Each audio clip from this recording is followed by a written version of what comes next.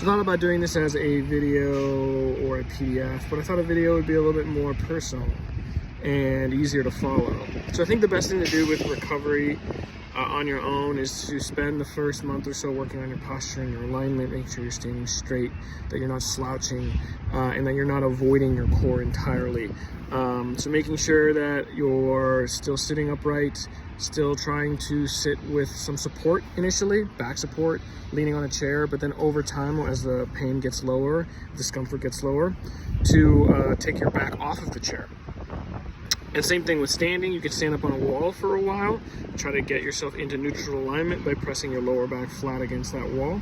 And then over time, the first few weeks or so, getting off the wall and working on some rocking and some walking back and forth, left and right, to build up some endurance in your transverse abdominis and hopefully reduce some of the pain of those first few weeks. And then in that second month, you're just trying to tie the breath work and the posture to every major motion. So if you were working out, it'd be like lifts and squats and deadlifts and lunges, but regular life stuff, picking up your kid, reaching for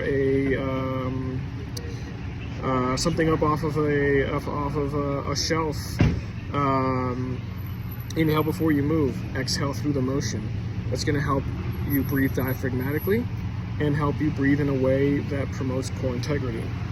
So skipping back a little bit, so those first few weeks, you want to make sure you're breathing from your belly as pain-free as possible and not breathing from your chest as pain-free as possible.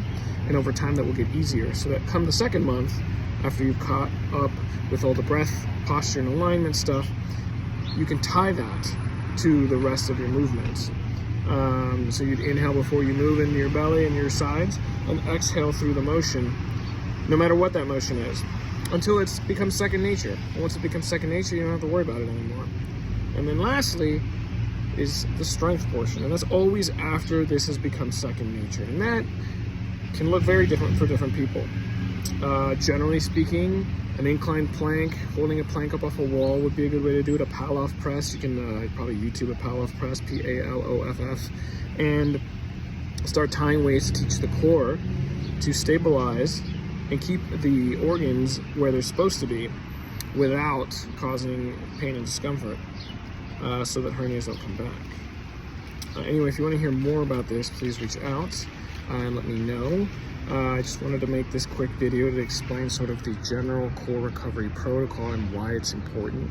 Because in the end, our cores have gone through some trauma, and we don't want this to come back. And that's the whole purpose of the program I work with people.